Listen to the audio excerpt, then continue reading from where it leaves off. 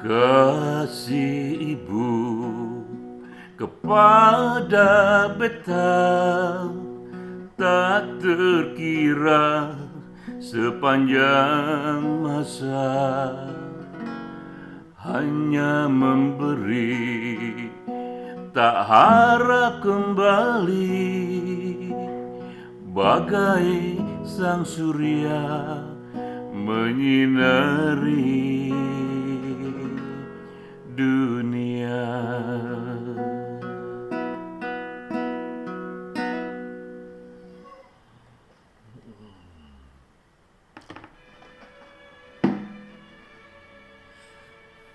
Sahabat, mendengar lagu itu, kita, terutama saya, teringat masa kanak-kanak ketika masih di TK kelas 1, kelas 2, kelas 3. Ibu saya setiap hari mengantar saya sekolah hingga ke depan kelas. Dan selalu ia bisikkan kata-kata itu, "Anakku, capailah ilmu setinggi langit, bukalah matamu, bukalah telingamu." Mengenang kembali momen itu, terasa seperti lagu tadi, betapa kasih ibu itu hanya memberi, tak harap kembali. Ini lagu yang abadi, dikarang oleh Motar Embut. Liriknya menggambarkan secara original kasih ibu di berbagai negara. Lagu ini pengantar yang baik untuk kita diskusi. Topik webinar minggu ini webinar yang diselenggarakan oleh Perkumpulan Penulis Indonesia Satu Pena ke-19. Webinar setiap hari Minggu. Kali ini menyebut Hari Ibu, topiknya adalah Ibu dalam Budaya Indonesia. Kita membacakan puisi bagi ibu kita, bagi ibu sahabat-sahabat kita, dan bagi ibu dimanapun berada, dengan rasa terima kasih yang mendalam, karena terima kasih kita kepada ibu kita tak kunjung selesai. Juga yang memberi pengantar diskusi, sahabat kita Nenden Lilis Aisyah. Ia tak hanya juga penyair, tapi juga seorang dosen dan seorang kritikus sastra. Saya hanya memperkaya diskusi kali ini dengan menggambarkan bagaimana sejarah Hari Ibu. Mulai dulu dari slide ini. Ini kutipan dari Anne Jarvis, seorang aktivis perdamaian yang hidup di awal abad 20. Anne Jarvis mengatakan, ibu adalah penjelmaan kasih yang merawatmu lebih dari siapapun, yang merawatmu lebih dari siapapun. Siapakah Anne Jarvis? Anne Jarvis adalah aktivis perdamaian. Ia yang memulai diperingatinya Hari Ibu sejak tahun 1908 di Amerika Serikat. Jadi Anne Jarvis ini kita kutip sengaja untuk Hari Ibu karena memang ia salah satu the founding mother, salah satu peletak peringatan Hari Ibu di Amerika Serikat tahun 1908, lebih dari 100 tahun yang lalu. Karena kata Anne Jarvis, perlu ada hari khusus untuk ibu di seluruh dunia mengapresiasi peran para ibu. Inilah awal dari dimulainya Hari Ibu, tapi tentu saja akar dari Hari Ibu ini jauh ke belakang. Kita mulai, inilah tahunnya. Ini tahun 1870. Inilah awal Hari Ibu di seluruh dunia, karena pada tahun ini dideklarasikan yang disebut dengan Mother Day's Proclamation. Ya.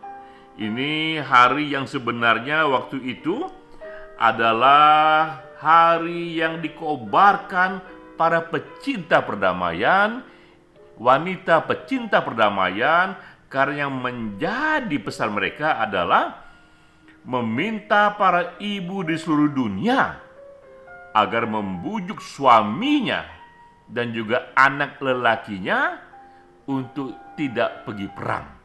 Karena waktu itu yang pergi perang adalah para laki-laki, maka para ibulah yang diminta berperan menghentikan perang dan memulai perdamaian dengan cara membujuk di rumah masing-masing agar suaminya dan anak lelakinya tidak pergi perang.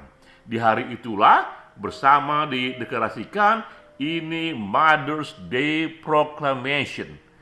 Dimulai di Amerika Serikat dan kemudian meluas ke Eropa dan berbagai belahan dunia lainnya, dianggap sebagai pesan universal dari seorang ibu yang tak ingin suaminya dan anaknya mati karena perang. Jadi kita lihat awal dari Hari Ibu adalah hari perdamaian yang meminta para ibu menghentikan perang dengan caranya sendiri. Lalu di Amerika Serikat tahun 1914, Presiden Amerika Serikat Woodrow Wilson menjadikan Hari Ibu sebagai hari libur nasional karena baginya ia juga merespon begitu meluasnya dari publik Amerika, terutama kaum ibu, merayakan Hari Ibu, dan ia pun ikut meneguhkannya bahwa kita butuh satu hari khusus untuk ibu untuk mengapresiasi peran ibu kita masing-masing. Bagaimana di Indonesia? Nah, di Indonesia kita tahu hari ini kita memperingati Hari Ibu tanggal 22 Desember, tapi sejarahnya 20 Desember itu jauh lebih kompleks. Karena kala itu 22 Desember 1928 di Yogyakarta itu berkumpul para perempuan Indonesia untuk melakukan Kongres Perempuan. Kita lihat tahunnya, ini tahun 28. Ini jauh-jauh hari, sekitar 17 tahun sebelum kita merdeka, dan hanya beda 2 bulan saja dari Sumpah Pemuda. Oktober Sumpah Pemuda, para ibu-ibu, para wanita tak ingin kalah, 2 bulan kemudian, sama-sama tahun 28, mereka berkumpul untuk juga menyatakan pandangannya, pesannya tentang negaranya. Jadi awalnya 20 Desember itu adalah hari Kongres Perempuan, dan yang hadir kala itu lebih dari 600 perempuan dari berbagai kota, mewakili lebih dari 30 organisasi, dan kemudian mereka pun membuat perikatan yang lebih besar bernama Perikatan Perkumpulan Istri Indonesia. Jadi perempuan waktu itu istilahnya Istri Indonesia karena umumnya mereka sudah punya suami. Inilah awal dari gerakan 20 Desember, dan kita lihat hari itu bahwa yang hadir ternyata berbagai wakil. Jadi ibu-ibu ini tidak datang mewakili dirinya sendiri, ia datang mewakili organisasi kala itu, baik organisasi agama ataupun organisasi politik. Hadir di sana wakil-wakil dari Budi Utomo, PNI, PSI, Jong Java, Muhammadiyah. Karena awalnya ibu-ibu berkumpul di tanggal 20 Desember itu adalah ini dalam rangka konsolidasi perjuangan melawan penjajah. 20 Desember itu awalnya adalah perjuangan melawan penjajah. Tadi kita tahu di Amerika Mother's Day awalnya adalah deklarasi kepada ibu-ibu untuk ikut menghentikan perang, lalu kemudian berubah menjadi Hari Ibu. Di kita pun juga demikian, awalnya adalah perkumpulan wanita dalam rangka untuk ikut melawan penjajah. Lalu Bung Karno di tahun 59 menetapkan Hari Ibu sebagai 20 Desember itu sebagai Hari Ibu. Jadi 20 Desember mulai dilekatkan di sana tak lagi sebagai Hari Perjuangan Wanita, tapi lebih sebagai Hari Ibu. Apalagi karena kita juga sudah punya Hari Kartini 21 April. Hari Kartini itu yang lebih ditujukan bagi emansipasi wanita, bagi perjuangan wanita. Lalu Bung Karno mengambil inisiatif karena di berbagai belahan dunia mereka memperingati Hari Ibu, bahkan juga itu hari libur, dan Bung Karno menjadikan tanggal 22 Desember itu sebagai Hari Ibu tapi tidak diliburkan. Itu sejarahnya. Kini di tanggal 22 Desember momen kita merayakan kasih ibu. Tentu kita tak lupa pada perjuangan para wanita tanggal ini tahun 28 yang lalu berkumpul untuk perjuangan Indonesia, tapi kini 20 Desember lebih untuk momen kita berhenti sejenak, merenung sejenak, mengapresiasi besarnya peran ibu kita masing-masing.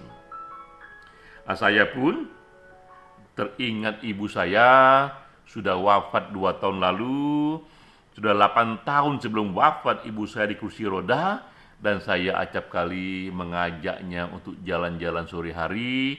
Ini momen 2 tahun sebelum ibu saya wafat. Di hari ibu saya pun ingin ikut mengenang ibu saya dan juga ingin ikut menyanyikan lagu. Ini lagu yang sangat disuka oleh ibu saya. Ia sering menyanyikan lagu ini, saya mengiring gitarnya khusus untuk Hari Ibu. Saya nyanyikan kembali untuk ibu yang tercinta, ibuku. Semoga lagu ini dan kandungan cintaku padamu sampai di sana.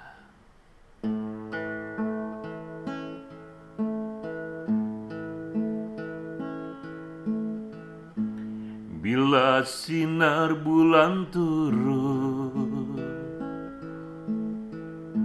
remangku lihat ibuku. Sekilas ia tersenyum, duduk di kursi sendiri, sebuah gitar menemani. Dipetiknya lagu ini, lagu yang ibu sayangi. Ibuku sayang, ku ingin dengar kembali lagu yang ibu sayangi. Ibuku sayang, lama engkau telah pergi. Kau tinggalkan kenangan ini, lagu yang ibu sayangi.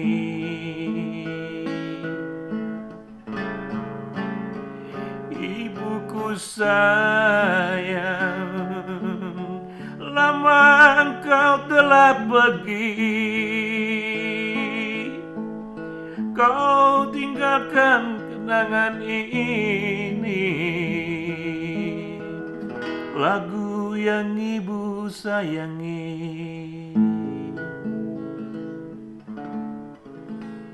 Mama, di hari ibu, kudoakan, kusampaikan cintaku padamu. Semoga pesan ini sampai padamu. Sahabat, sekali lagi selamat Hari Ibu.